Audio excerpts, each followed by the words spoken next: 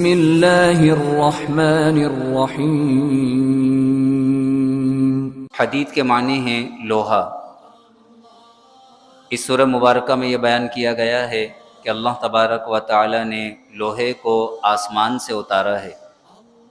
لوہے کے اترنے کا ذکر ہے، حدید کا، لوہے کا۔ اسی مناسبت سے اس سورہ مبارکہ کا نام حدید یعنی لوہا۔ اعوذ باللہ من الشیطان الرجیم، بسم اللہ الرحمن الرحیم۔ ارشاد فرمایا، سبح للہ، اللہ کی پاکی بیان کی۔ سبح پاکی بیان کرنا، تسبیح کے معنی اللہ کی پاکی بیان کرنا۔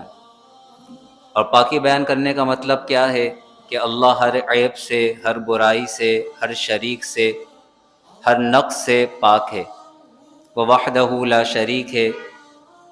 سبح للہ، اللہ کی پاکی بیان کی۔ ما فی السماوات، ہر اس چیز نے جو آسمانوں میں ہے، والارض، اور زمین میں، یعنی زمین اور آسمان کی ہر چیز اللہ کی پاکی بیان کرتے ہیں، اگرچہ اس تسبیح کو ہم سنتے نہیں ہیں۔ قرآن میں دوسری جگہ فرمایا، وَإِن مِّن شَيْءٍ إِلَّا يُسَبِّحُ بِحَمْدِهِ وَلَٰكِن لَّا تَفْقَهُونَ تَسْبِيحَهُمْ، اور ہر چیز اللہ کی حمد کے ساتھ اس کی پاکی بیان کرتی ہے، لیکن تم ان کی تسبیح کو سمجھتے نہیں ہو۔ اور اللہ جسے چاہتا ہے، جس وقت چاہتا ہے، اس تسبیح کو سنا بھی دیتا ہے۔ کہ حضور علیہ الصلوۃ والسلام کے ہاتھوں میں کنکر نے کلمہ پڑھا، صحابہ نے سنا، ابو جہل نے سنا۔ بخاری شریف کے حدیث ہے، صحابہ فرماتے ہیں حضور علیہ السلام کے ساتھ کھانا تناول کر رہے تھے تو لقموں سے اللہ کی تسبیح کی آواز آتی تھی، لقموں سے۔ تو کائنات کی ہر چیز اللہ کی پاکی بیان کرتی ہے، سوائے سرکش جنات اور انسان کے۔ اور جو سرکش کافر جنات اور انسان ہیں، یہ اللہ کی نافرمانی کرتے ہیں۔ ان میں سے بعض تو بتوں کو سجدہ کر رہے ہوتے ہیں، لیکن ان کے جو سائے ہوتے ہیں وہ سائے اللہ ہی کو سجدہ کر رہے ہوتے ہیں۔ سبح للہ ما فی السماوات والارض، اللہ کی پاکی بیان کی ہر اس چیز نے جو آسمانوں میں ہے اور زمین میں۔ وَهُوَ الْعَزِيزُ الْحَكِيمُ، اور وہی بڑی عزت والا، بڑی حکمت والا ہے۔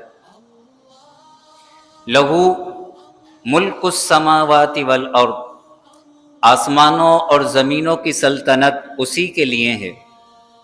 وہی آسمانوں اور زمین کی سلطنت کا مالک ہے، حقیقی مالک اللہ ہے۔ اللہ تبارک و تعالی جسے چاہتا ہے، جس قدر چاہتا ہے، اپنی سلطنت سے حصہ دے دیتا ہے ایک خاص وقت تک کے لیے۔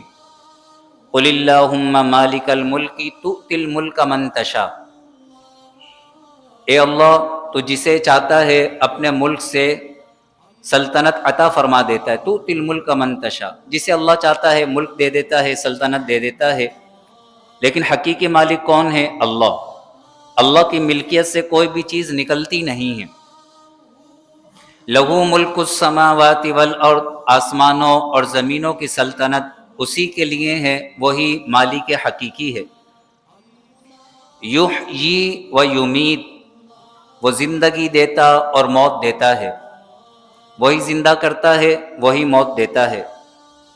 وَهُوَ عَلَى كُلِّ شَيْءٍ قَدِيرٌ، اور وہ ہر چیز پر قادر ہے، وہ جو چاہے کر سکتا ہے، وہ ہر چیز پر قادر ہے۔ هُوَ الْأَوَّلُ وَالْآخِرُ، وہی اول ہے اور وہی آخر ہے۔ وَالظَّاهِرُ، وہی ظاہر ہے۔ والباطن، اور وہی باطن ہے۔ اول، وہی اول ہے، یعنی کچھ بھی نہیں تھا، اللہ کی ذات تھی۔ اللہ نے تمام چیزوں کو پیدا فرمایا، تمام معدومات کو وجود بخشنے والا اللہ ہے۔ اللہ ہمیشہ سے ہے، اول، وہ ہمیشہ سے ہے، سب سے پہلے، اول۔ والآخر، اور وہی آخر ہے، وہ ساری چیزوں کو فنا کر دے گا، کچھ بھی باقی نہیں رہے گا، اللہ کی ذات باقی رہے گی۔ سب کے فنا کے بعد وہی باقی رہے گا. کل من علیہ فان ویبقى وجہ ربک ذو الجلال والاکرام. وہی اول ہے وہی آخر ہے. جب کچھ نہ تھا اللہ تھا، جب کچھ نہیں ہوگا اللہ ہوگا. وہ ہمیشہ سے ہے، ہمیشہ رہے گا. والظاہر، اور وہی ظاہر ہے. کائنات کے ذرے ذرے سے اللہ تبارک و تعالی کا وجود، اس کی موجودگی ظاہر ہے. ایک ذرے کی موجودگی اس بات کی دلیل ہے کہ اس ذرے کو وجود بخشنے والا کوئی ہے، اسے پیدا کرنے والا کوئی ہے. والظاہر، کائنات میں اس کے وجود پر دلائل بھرے پڑے ہیں. وہ ہر چیز سے آشکار ہے، ہر چیز اس بات کی دلیل ہے کہ اللہ موجود ہے. والظاہر، وہ ظاہر ہے. اس لیے یہ مسئلہ ہے کہ اگر بالفرض اللہ اپنی کتابیں نازل نہیں کرتا اور کسی بھی رسول یا نبی کو نہیں بھیجتا، صرف انسان کو اس دنیا میں بھیج دیتا، اور ایک انسان وہ جنگل بیابان کے اندر موجود ہوتا، اسے کوئی بتانے والا نہیں آتا کہ تیرا خالق ہے، تجھے پیدا کرنے والا کوئی ہے، تو بھی اس پر لازم تھا کہ وہ اس بات کا عقیدہ رکھتا کہ اسے کسی نے پیدا کیا ہے. جو اللہ نے اس میں عقل رکھی ہے، عقل اس بات کا تقاضا کرتی ہے کہ میرا وجود اس بات کی دلیل ہے کہ مجھے کوئی نہ کوئی پیدا کرنے والا ہے، کوئی تو ہے جس نے مجھے بنایا ہے. تو جس نے مجھے بنایا ہے وہی میرا خالق ہے، وہی میرا رب ہے. انسان پر کم از کم اتنا عقیدہ ضروری ہے. یہ زمانہ فطرت گزرا، عیسیٰ علیہ السلام سے حضور علیہ السلام تک انبیاء تشریف نہیں لائے، جسے زمانہ فطرت کہا جاتا ہے. انبیاء سے خالی رہا زمانہ. تو اس میں ایک مسلمان کے اسلام کے لیے صرف اتنا عقیدہ ضروری ہے کہ وہ مانے کہ اللہ کے سوا کوئی معبود نہیں اور اللہ ہی اس کا خالق ہے. یہ عقیدہ توحید اس کے لیے کافی ہے بخشوانے کے لیے. لیکن جب رسول تشریف لے آتے ہیں تو پھر رسول پر ایمان لانا ضروری ہو جاتا ہے. رسول پر ایمان لائے بغیر اللہ پر ایمان کامل نہیں ہو سکتا. والظاہر، اور وہی ظاہر ہے. کائنات کے ذرے ذرے سے اس کی موجودگی ظاہر ہے. اس کی مثال مفسرین نے بیان کی، جیسے سورج وہ آسمان پر چمک رہا ہو اور فل آب و تاب پر ہو، لیکن کسی آنکھ میں طاقت نہ ہو کہ سورج کی طرف نگاہ اٹھا سکے، سورج کو نہ دیکھ سکے. لیکن سورج کی جو دھوپ کائنات پر پڑ رہی ہے، اس دھوپ کو دیکھ کر ہر عقل والا شخص یہ کہہ سکتا ہے کہ سورج موجود ہے، صرف دھوپ کو دیکھ کر. تو اس طرح کائنات کے ذرے ذرے کو دیکھ کر انسان یہ کہہ سکتا ہے کہ اس ذرے کا خالق اللہ موجود ہے. والظاہر، وہی ظاہر ہے. والباطن، اور وہی باطن ہے. باطن کے معنی پوشیدہ. اللہ کی ذات ہر ایک سے پوشیدہ ہے. اللہ کی ذات کا عقل ادراک نہیں کر سکتی، اس کی ذات پوشیدہ ہے. وہ اپنی صفات سے پہچانا جاتا ہے.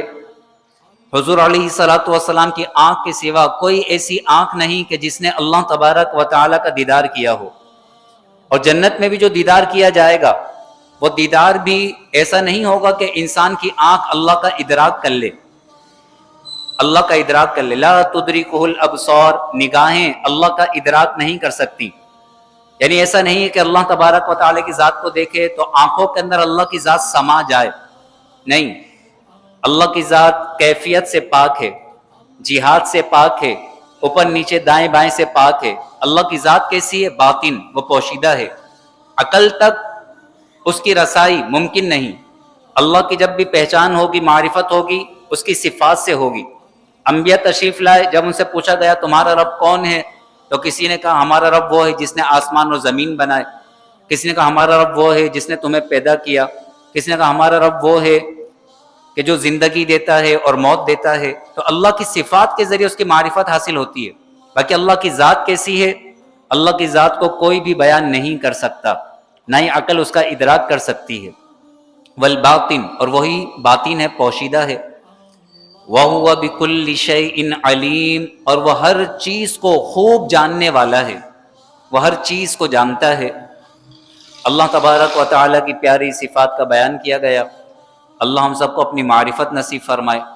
فرمایا سبح للہ ما فی السماوات والارض، جو کچھ آسمانوں میں ہے اور زمینوں میں ہے سب نے اللہ کی پاکی بیان کی. وَهُوَ الْعَزِيزُ الْحَكِيمُ، اور وہی بڑی عزت والا، بڑی حکمت والا ہے. لَهُ مُلْكُ السَّمَاوَاتِ وَالْأَرْضِ، آسمانوں اور زمینوں کی سلطنت اسی کے لیے ہے، یحیی و یمیت، وہی زندہ کرتا اور موت دیتا ہے، وہو علی کل شیء قدیر، اور وہ ہر چیز پر قادر ہے، هو الاول، وہی اول ہے، والآخر، اور وہی آخر ہے، والظاہر، وہی ظاہر ہے، والباطن، اور وہی باطن یعنی پوشیدہ ہے، وہو بکل شیء علیم، اور وہ ہر چیز کو خوب جاننے والا ہے۔ مزید اللہ کی صفات کا بیان ہے، انشاءاللہ کل ہم سماعت کریں گے اگلی آیت کریمہ میں۔ اللہ تبارک و تعالی قرآن کی ان آیتوں کا نور ہم سب کو نصیب فرمائے، ہمارے مرحومین کی بے حساب بخشش و مغفرت فرمائے، آمین۔ وآخر دعوانا ان الحمد للہ رب العالمین، وصلی اللہ تعالی علی خیر خلقہ ونور عرشہ سیدنا و مولانا محمد وعلی آلہ واصحابہ اجمعین، آمین برحمتک یا ارحم الراحمین۔